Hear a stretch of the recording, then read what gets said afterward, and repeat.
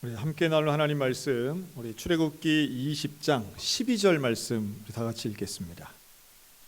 내 부모를 공경하라. 그리하면 내 하나님 여호와가 내게 준 땅에서 내 생명이 길리라. 아멘.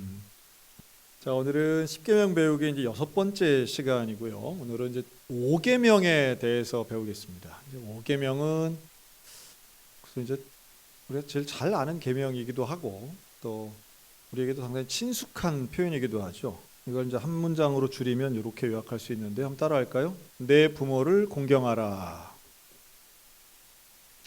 자, 우리가 이제 이 부모 공경에 대해서 사실은 이거를 반대하는 문화권이나 종교는 없습니다. 다만 이걸 어떻게 실천하느냐가 중요한데요. 특별히 우리는 이제 부모 공경, 효라고 하는 개념을 유교적 효 개념에서 많이 볼 때가 있어요. 유교적 효 개념. 기독교적 효 개념과 유교적 효 개념이 좀 차이가 있다는 걸 인정할 수밖에 없습니다. 왜냐하면 유교적 효 개념을 우리에게 이제 보여주는 건 뭐냐면, 여러분, 효는 부모가 자녀에게 희생하는 거예요? 자녀가 부모를 위해 희생하는 거예요? 효는 자녀가 부모를 위해 희생하는 개념으로 되게 사용되지 않습니까? 근데 그 희생의 정도가 어느까지냐라고 하는 거예요. 우리나라의 국민 전체가 지난 100년 이상 우리나라 사람으로서 가장 효녀하면 누구예요? 효녀는 심청으로, 심씨들은 효녀인가? 근데 그 심청이가 뭘 했기 때문에 효녀예요? 인당수에 빠져 죽어요. 인당수는 어디냐? 근데 왜 빠져 죽어요? 공양미 300석. 그 공양미라고 하는 쌀인데 누구한테 공양했을까요? 부처님한테. 부처님한테 뭘 위해서 그 공양을 한 거예요? 아버지의 눈을 뜨려고. 그러면 이제 연결하면 아버지의 눈과 자식의 뭘 바꾼 거예요? 목숨을 바꾼 거예요. 이걸 효라고 가르친다고요.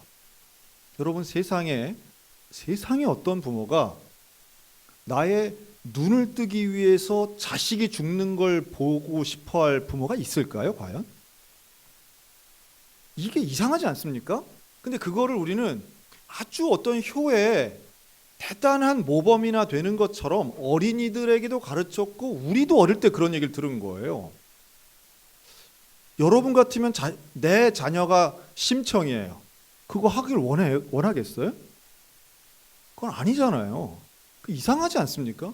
그리고 혹여라도 그게 훌륭한 일이라 할지라도 여러분, 타인의 눈을 뜨는 거하고 목숨을 바치는 거하고 어떻게 이걸 바꾸겠어요? 그 좀 이상하지 않아요? 저만 이상한 것 같습니다. 저만 이상하게 생각하는 것 같아요. 전 그게 어릴 때도 이해가 안 되더라고요. 눈 뜨는 거면 차라리 눈을 뽑아서 뭘 어떻게 하든지 해야지, 무슨 동화가 이래? 왜 전래 동화가 이래? 하고선 질문을 했던 기억이 지금도 납니다. 부처님도 너무하지.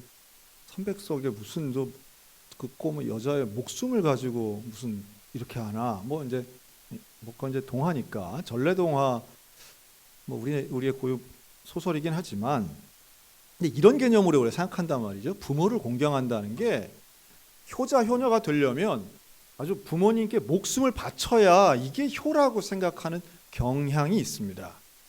군사부 일체라는 말이 있죠. 이거 마찬가지예요. 부모님, 선생님, 스승님, 그리고 임금님은 이게 일체다. 이런 식의 생각을 갖고 권위에 순종하는 것, 즉 사람에게 순종하는데 내 바로 위에 있는 권위자에게는 절대 복종, 절대 순종하는 것, 이게 어떤 효로서 혹은 충으로서 우리에게 좀 자리 잡고 있는 게 있어요. 그러다 보니까 내 부모를 공경하라고 하는 이 계명을 제가 교회에서 제일 많이 들은 질문 중에 하나가 이제 이겁니다. 특히나 자녀들이 하는 질문 중에 그런 게 있어요. 엄마가 교회 가지 말라는 것도 순종해야 되나요? 제일 많이 들은 질문 중에 하나예요. 부모님께 순종하라면서요. 그러면 이것도 순종해야 되나요? 저것도 순종해야 되나요? 여러분, 이게요, 부모를 공경한다라고 하는 이 의미를 우리가 정확히 알아야지 부모 말을 다 받아들이라는 게 아니에요. 그렇죠? 여러분, 부모님이 예수 믿지 말라고 하면 우리는 어떻게 반응해야 될까요? 그 부모님이 예수를 믿으실 수 있도록, 교회를 인정할 수 있도록 하나님께 기도하고 삶으로선 증명하고 관계로서는 노력해야죠. 그러니까 이제 한 장면만 딱 놓고 이거 엄마가 가지 말래요, 아빠가 반대해요, 부모님께 순종하는 걸 어떻게 해야 돼요, 이렇게 하는 질문 자체는 사실은 근본과는 좀 다른 거죠. 그러니까 우리가 부모 공경은 또 이런 질문도 있습니다. 이런 도전도 있는 거죠. 부모답지 않은 부모도 공경해야 되나요? 야, 부모답지 않은 부모. 이제 그런 얘기 있죠. 그냥 가정을 돌보지 않은 아버지, 그냥 맨날 때리고 술 마시고 도박으로 다 가산 탕진하고 그리고 우리를 버려두고 떠난 아버지가 40년 만에 병자가 돼서 돌아와가지고 이런 스토리들. 어쩌면 그렇게 우리 목사님들의 부모님들은 어쩜 그런지 몰라. 그러니까 또 목사님들이 됐겠지만 좀 신기하더라고요. 제가 최근에 춘천과 이 원주 이 지역에 있는 목사님들을 이렇게 인터뷰하면서 좀 유력한 교회에 좋은 교회들의 목사님들을 만나는데요. 정말 절반 이상이 전부 다 아버지가 부모 같지 않은 부모들이에요. 야, 신기하다. 이러니까 이렇게 훌륭한 목사님이 나왔나 하는 생각이 들 정도로 어쩌면 이렇게 극단적인 아버지들이 있나. 그거에 비하면 우리 소양교회는 목회자 자녀들이 이렇게 많잖아요. 근데 다 참 훌륭하신 아버지들이신데 어떻게 그런가? 왜 이상한 엄마들은 별로 없더라고. 근데 너무 이상한 엄마는 별로 없는데 어떻게 이렇게 이상한 아버지들은 왜 그렇게 많은지 모르겠어요. 근데 이제 부모답지 않은 부모를 어떻게 해야 되느냐? 여러분, 그것도요. 부모의 잘못은 어떤 개선하기 위해서 노력하는 게 필요하지만, 성경이 말씀하는 부모를 대하는 기본적 태도, 그리고 이게 왜 계명에 있는지가 이제 오늘의 주제가 되겠습니다. 먼저 이 10계명을 좀 정리하면 우리가 지금 1, 2, 3, 4계명 했잖아요. 1, 2, 3, 4계명은 누구와 누구 사이의 계명이에요? 하나님과 사람 사이의 계명이에요. 우상 섬기지 않는 것, 안식일 거룩히 지키는 것, 그 이름을 망령되이 부르지 않는 것. 이게 다 하나님과 인간 사이에 있는 관계입니다. 이걸 우리는 신학적 계명이다 이렇게 부를 수 있어요. 1, 2, 3, 4계명은. 반면 5계명에서 10계명까지는요. 이게 인간과 인간 사이에 있는 계명입니다. 이웃것 탐내지 말고, 거짓말하지 말고, 도둑질하지 말고. 이게 다 뭐예요? 윤리적인 계명들이에요. 그러니까 이 1에서 4계명까지의 하나님과의 신학적 계명과 5에서 10까지의 이 인간과 인간 사이에 있는 윤리적 계명, 이 중간에 있는 5계명의 역할이 뭐냐 하면 이 두 종류의 계명을 연결하는 거예요. 이게 바로 윤리적 계명의 첫 번째 계명이면서도 두 성격의 계명을 중심에 있는, 이게 바로 부모를 공경하는 겁니다. 그러니까 다시 말해서 이 부모 공경, 부모 섬김이라고 하는 건 인간의 윤리 중에는 최고로 중요한, 인간 최고의 윤리이면서도 하나님 섬기고 이웃 섬김에 있어서의 연결고리. 그러니까 다시 말해 부모를 공경하지 않으면서 하나님 섬기기가 어려워요. 그럴 수 없어요. 또 부모를 공경하지 않는 사람이 이웃 간의 윤리적 계명을 지킬 수 없다라는 의미가 이 안에 있는 거예요. 이 순서 안에. 고르반이라는 계명이 있어요. 이건 이제 뭐냐면 하나님께 드리려고 부모에게 주지 않는다, 이제 이런 거거든요. 간단하게 얘기하면, 그러니까 11조나 감사 헌금을 하기 위해서 부모님께 드리는 보조나 용돈이나 생활비를 안 드리는 거하고 비슷한 거예요. 이거 예수님이 아주 싫어하시고 혼을 내시고 저주하신 일입니다. 그러니까 하나님을 섬긴다고 하면서 부모를 공경하지 않으면 그건 하나님 섬김에 근본이 없는 것과 마찬가지라는 거예요. 자, 여기에서 신명기 27장에 보면요, 저주에 대한 계명이 나옵니다. 이 저주 계명. 여기 한번 읽어볼까요? 그의 부모를 시작. 그의 부모를 경홀히 여기는 자는 저주를 받을 것이라 할 것이요 모든 백성은 아멘 할지니라. 여러분, 이게 계명들 중에 제일 먼저 나온 저주 계명이에요. 누가 저주를 받느냐 하면 부모를 경홀히 여기는 자. 이게 우상 섬기는 자도 물론 저주받지만 부모를 경홀히 여기는 사람이 저주를 받게 될 것이라고 분명히 말씀합니다. 그러니까 이게 이제 두 개 연결되어 있는 거죠. 즉 부모를 가볍게 여기는, 경홀히 여기는 거는 하나님으로부터 벌 받을 일이고요. 부모를 공경하는 일은 땅에서 잘 되고 장수할 만한 일이라는 거예요. 그러면 이 부모 공경을 이렇게 좀 표현하고 싶은데요. 부모님이 있기 때문에 우리가 있는 거잖아요. 형제 자매나 배우자가 없는 사람은 있지만 평생토록 부모가 없는 사람은 없어요. 부모를 모르는 사람은 있을 수 있어요. 하지만 부모가 없이 이 땅에 존재하는 건 아무도 존재할 수 없습니다. 그렇기 때문에 부모를 공경한다는 건 부모에 대해 생각하는 것이 먼저인데, 그 기억은 내가 어떻게 이 땅에 태어날 수 있는가라고 하는 근본, 시작에 대한 기억이 근거예요. 자, 이 공경이란 단어를 이 히브리어는 키베트라고 하는 단어를 쓰는데요. 이 키베트라고 하는 단어는 무겁게, 아주 중요하게 생각한다라는 뜻이에요. 그러니까 부모에 대해서, 부모의 존재가 나에겐 너무 중요하다, 이런 뜻이에요. 나한테는 하나밖에 없는 아주 소중한, 그러면서도 아주 막중한 개념으로서 부모를 생각해야 되는데, 자, 이 부분이, 이 중요하다라고 하는 게 사람을 대하는 시각에서 성경이 오늘 우리에게 요구하고 있는 게 있습니다. 근데 부모가 참 중요한데, 부모를 대할 때에 어떤 시각으로 대해야 하는가? 여러분, 지금 우리가 보고 있는 이 계명은요, 어린이에게 준 걸까요? 성인에게 준 걸까요? 이 계명은 성인에게 준 겁니다. 성인. 그러니까 계명을 받은 사람이 성인이란 뜻이에요. 어른. 그렇다면 이 계명을 지금 하나님의 명령을 받고 있는 이 이스라엘의 성인 입장에서는 부모는 어떻게 될까요? 부모의 나이가 어떻게 될까요? 젊을까요? 늙을까요? 당연히 늙은 부모입니다. 훨씬 나이가 많은 부모인 거예요. 자, 여기서 이제 중요한 기독교적 효의 개념을 우리가 좀 볼 수 있는데요. 부모를 어떤 존재로 볼 것인가라는 거예요. 부모를 공경한다는 것은 부모가 나보다 지혜로운 사람이거나 부모가 나보다 능력 있는 사람으로 보는 게 아니에요. 부모는 시간이 갈수록 약자라고 하는 개념으로 보는 겁니다. 부모는 약자예요. 어떤 면에서 약자냐 하면 시간이 가면서 부모는 돌봄의 대상이 되는 겁니다. 내가 어릴 때는 부모님이 나를 돌봐주시죠. 물론 그 돌봄의 양육의 의무를 다하지 않는 악한 부모도 물론 있을 수는 있어요. 하지만 일반적인 걸 얘기하는 거예요. 부모의 돌봄으로 자녀가 커지게 됩니다. 자라게 돼요. 하지만 자녀가 성인이 된 후에는 부모가 약자가 되는 겁니다.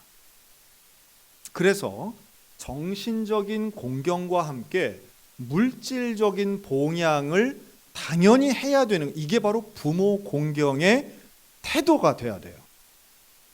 부모 공경은 말로만, 생각으로만 하는 게 아니라 물질과 행위로서 하는 것이 부모 공경입니다. 부모가 약자라고 그랬어요. 그런데 이 부모가 약자라고 할 때 우리가 이 계명을 윤리적 계명의 가장 먼저라고 하지 않았습니까?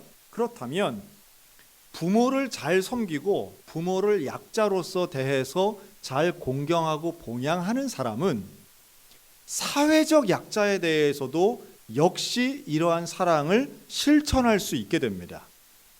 성경에 나오는 3대 약자가 있어요. 자, 뭐라고요? 시작. 나그네, 고아, 과부. 이게 당시에 성경에 나오는 이 계명의 시대, 그 구약의 시대에 나중에 예수님 때도 마찬가지지만 그 사회 속에서 있는 대표적인 약자들이에요. 그래서 신명기 14장이나 신명기 16장에는 이런 말씀이 있습니다. 너희 중에 분깃이나 기업이 없는 레위인과 내 성중에 거류하는 객과 및 고아와 과부들이 와서 먹고 배부르게 하라. 그리하면 내 하나님 여호와께서 내 손으로 하는 범사에 내게 복을 주시리라. 하나님이 복을 주시는 통로 중에 하나가 부모를 공경하는 것과 약자들을 돕는 일입니다. 이게 바로 물질의 복을 받는 비결로서 하나님 말씀하시고 계세요. 근데 이것은 하면 좋고 안 해도 할 수 없는 일이 아니고, 여러분, 부모를 공경하는 일은 내가 여유가 있으면 하고 여유가 없으면 안 하는 일이 아니라는 거예요. 왜요? 부모를 경홀히 여기는 사람은 뭘 받아요? 저주를 받기 때문이에요. 부모를 향해서 아무것도 안 하면 그건 아무것도 안 하는 게 아니라 저주받을 일이 되는 거예요. 부모를 향해서 공경하고 물질로 봉양하는 사람이 하나님이 베풀어 주시는 이 땅에서 잘되고 장수하는 복을 누림과 동시에 그 부모 공경의 행위가 이웃에게로 번져나갈 때에 사회적 약자를 돕게 되는 거예요. 이게 하나님 원하시는 일이거든요. 그럴 때 6, 7, 8, 9, 10 계명도 지켜질 수 있게 되는 겁니다. 그러니까 사람이 윤리적으로 산다. 우리 그냥 우리나라 말로 착하게 산다. 남을 도우며 착하게 산다라고 하는 건 막연한 게 아니라 실제가 돼야 되는데 그 실제의 시작이 부모 공경에서부터 시작되는 겁니다. 참 중요하죠. 이 부모를 공경한다라고 하는 건 어떻게 보면 우리 그 유교적 효계점을 가진 사람들한테는 너무 당연하고, 이건 자식이 무리할 정도로 헌신하고 희생하면서까지도 해야 할 일이라고 다 생각하는 거예요.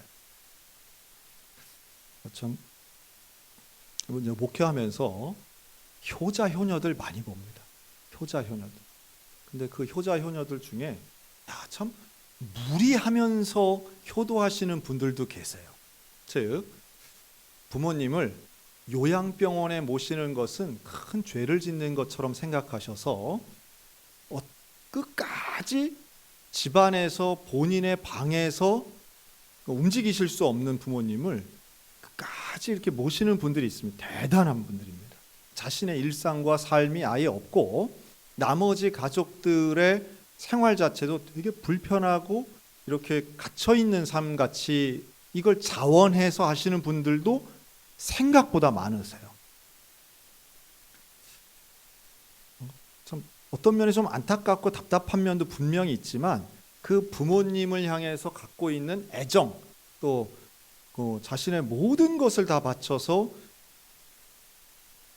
어머니를 또 때로는 아버지를 이렇게 모시는 모습은 정말 대단하다. 참 어떻게 누가 흉내를 못 내겠다. 이제 이런 분들 계시는데, 그런데 그렇게 하는 부모를 향해서 잘 하는 것에서 여기서만 끝나는 것을 하나님 원치 않으세요. 부모 공경은 반드시 이웃 사랑으로까지 가는 것을 원하신다는 거예요. 그러니까 이게 계명을 주신 참 중요한 부분인데요. 그래서 우리가 부모에 대한 그 공경과 생각에 대해 이렇게 좀 보셨으면 좋겠어요. 잠언서에는 23장 22절에 이런 말씀이 있어요. 너를 낳은 한번 다 같이 읽겠습니다. 네, 시작. 너를 낳은 아비에게 청종하고 내 늙은 어미를 경히 여기지 말지니라. 역시 마찬가지죠. 그러니까 성인 자녀인 이 계명을 받는 사람에게 주신 하나님의 말씀은 재밌는 표현이에요. 너를 낳은 어머니예요, 아버지예요?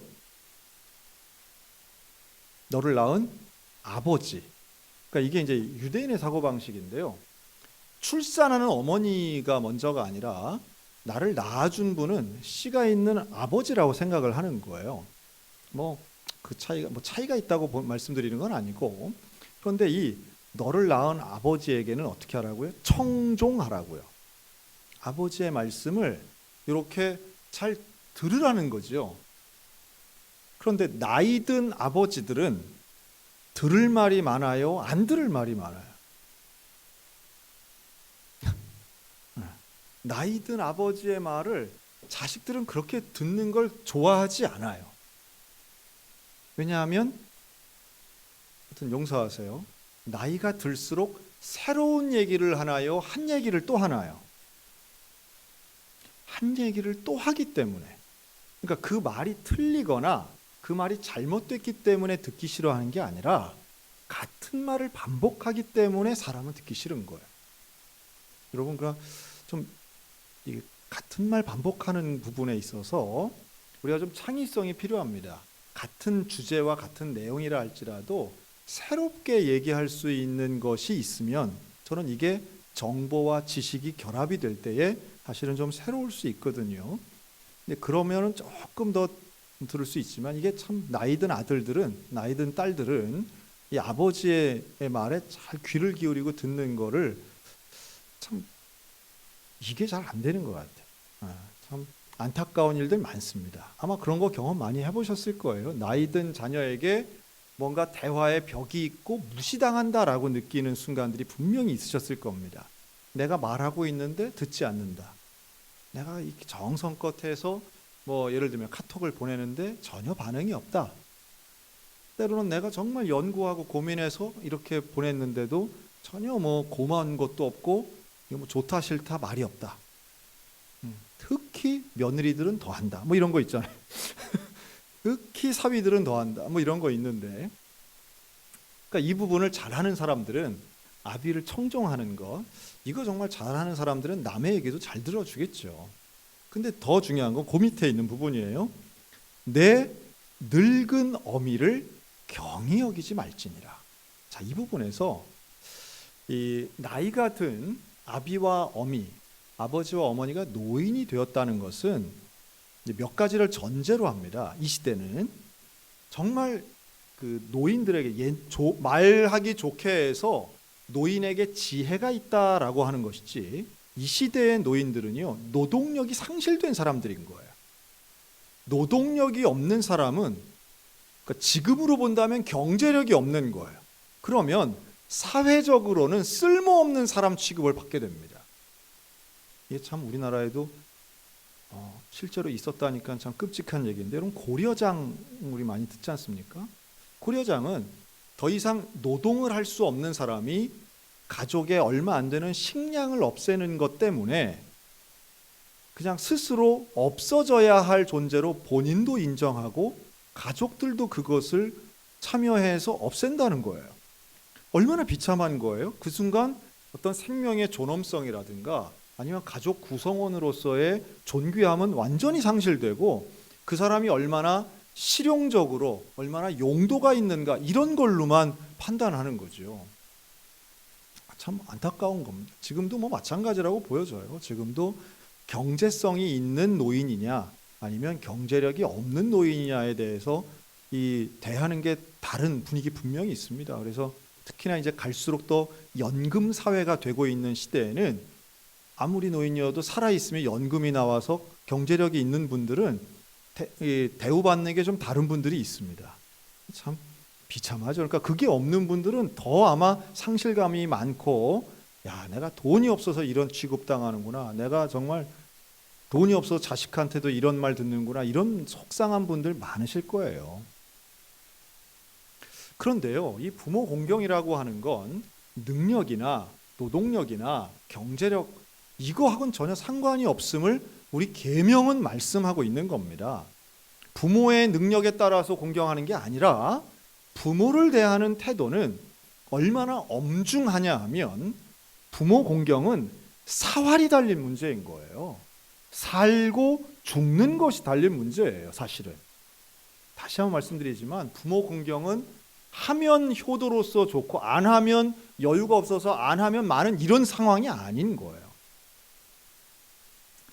이 출애굽기에 보면 이런 놀라운 말씀이 있어요. 출애굽기 21장 15절에 자기 아버지나 어머니를 치는 자는 반드시 어떻게 해요? 반드시 죽일지니라. 섬찟하죠. 근데 이 부분이요, 이 구절이 성경 전체에서 죽여야 될 죄로 나오는 첫째예요. 가장 먼저 나오는 이런 사람은 죽여야 된다라고 하는 것의 첫 번째가 부모를 때리는 자예요. 나중에 보면은 간음이라든가 동성애라든가 이런 것도 다 죽일 범죄에 해당이 되지만 그 중에 제일 먼저 나온 것이 아버지와 어머니를 치는 자입니다. 자, 그런데 이게 무슨 의미가 있냐 하면 당시의 율법은요, 어떤 사람에게 사형언도, 죽는 벌을 주느냐 하면 타인을 죽일 때에 죽는 벌을 당하는 거예요. 눈에는 눈, 이에는 이, 이런 거죠. 그런데 부모는 때리기만 해도 죽음의 벌을 줘야 된다라는 취지예요. 근데 여기서 말하는 친다라고 하는 게 폭행도 물론 포함되지만 이 부분은 아까 본 부모를 경홀히 여기는 것과 같은 급입니다. 그러니까 때려 죽이는 걸 의미하는 게 아니에요. 부모를 괴롭히는 것, 부모를 학대하는 것, 부모를 못 살게 구는 것, 이런 모든 것들이 다 총칭된 것이 아버지나 어머니를 치는 자라는 단어에 들어가 있는 의미예요. 그래서 부모를 대하는 것이 불손할 뿐만 아니라 부모를 대하는 게 잘못된 대적을 대하는 것처럼 하는 사람은 죽여야 된다는 거예요. 그러니까 이만큼 부모를 대하는 계명은 엄중했다라고 하는 게 포인트입니다. 또 있어요. 레위기 20장에도 이런 말씀이 있어요. 만일 누구든지 자기의 아버지나 어머니를 저주하는 자 반드시 죽일지니 그가 자기 아버지나 어머니를 저주하였은즉 그의 피가 자기에게로 돌아가리라. 어머니 아버지를 저주하는 사람이 있나요? 이런 게 사실은 욕을 한다든가 비방을 한다든가 어떤 부모에 대해 원망을 하는 것까지 다 통칭하는 거예요. 그리고 이러한 것이 죽음을 해야 되는, 그러니까 죽여야 될 범죄로 하나님은 엄중하게 보시는 것이고, 그냥 하면 효도를 하면 좋고 안 하면 할 수 없는 게 아니라 부모를 공경하는데 생각과 함께 물질로 복양하는 게 반드시 있어야만 되는 것이고, 이거 안 하고 부모를 무시하고 부모를 저주하고 부모를 학대하는 사람은 죽여라, 이게 하나님의 계명이에요. 그래서 우리는 효자는 상 주고 효자를 따라가야 한다는 것만 사실 강조하는 게 많은데요, 불효자는 죽이는 거예요. 이렇게 했다간 살아날 사람이 없을 것 같아. 불효자는 그냥 싹 다 죽여 이러면 이제 큰일 나죠. 큰일 나겠지만, 그러나 오늘 5계명이 우리에게 말씀하시고 있는 그 개념만큼은 명확합니다. 부모 공경한다는 것은 하나님의 명령이고 이 명령은 우리가 반드시 지켜야만 하는 거예요. 하지 말라고 하는 계명이 있고 하라고 하는 계명이 있지 않습니까? 우리에게는 사실상 하지 말라고 하는 계명이 더 쉬울 때가 있어요, 이해하기. 근데 하라고 하는 건 도대체 어떻게 하는 거야? 어디까지 하는 거야? 얼마만큼 해야 되는 거야? 이런 것들이 우리에게는 좀 막연할 수는 있습니다. 하지만 이 개념, 부모를 중요한 대상으로 보고 내 생명이 시작하도록 하나님이 허락하신 가장 중요하고 가장 우선된 관계라고 하는 사실을 인정하는 데에서 부모 공경은 시작됩니다. 그럼 이제 이렇게 볼 수 있겠죠. 우리 부모님 다 돌아가셨는데 그러면 나는 내 자식들에게 부모 공경하라고 가르치는 것만 해야 되나? 그러나 여러분, 아까 분명히 말씀드렸잖아요. 부모를 대하는 태도 중에 제일 중요한 건 약자로 보는 겁니다. 부모를 약자로. 나이가 들수록 부모는 노쇠하고 약해질 수밖에 없어요. 그러나 자녀는 그런 약자가 되는 부모를 돌보고 봉양하는데, 만약 내 부모가 돌아가시고 없다라고 하면 내가 돌봐야 할 약자는 누구입니까? 나그네 고아 과부인 거예요. 바로 이 5계명을 지키는 그 부모 공경의 마음이 사람들에게로 향하게 되면 하나님이 원하시는 온전한 서로 공경하고 약자를 돌보는 사회가 되는 겁니다. 그러면 그 사람은 땅에서 잘 되는 거예요. 이게 바로 땅이 잘 되게 만드는 하나님의 놀라운 하나님 나라의 원리예요. 성경적 원리예요. 그리고 장수하리라. 그 장수라고 하는 건 단순하게 길게만 사는 게 아니라 행복하게 살고 건강하게 사는 것까지 포함되는 개념입니다. 그렇다면 부모를 공경하고 약자를 돌보는 사회는 함께 잘 살고 함께 행복하고 함께 건강하겠죠. 우리가 지금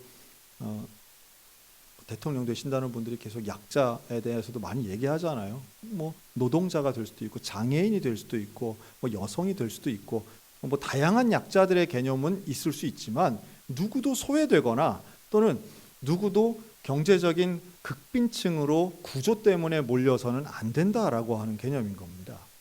그런 면에서 계명은, 하나님이 주신 십계명은 시대를 초월하여 변치 않는 진리이고 여전히 오늘 우리들에게도 유효한 개념이며, 이 하나님이 원하시는 부모 공경의 놀라운 의미와 은혜가 우리 사랑하는 소양교회 모든 가정들 가운데 임하게 되시기를 주의 이름으로 축원합니다.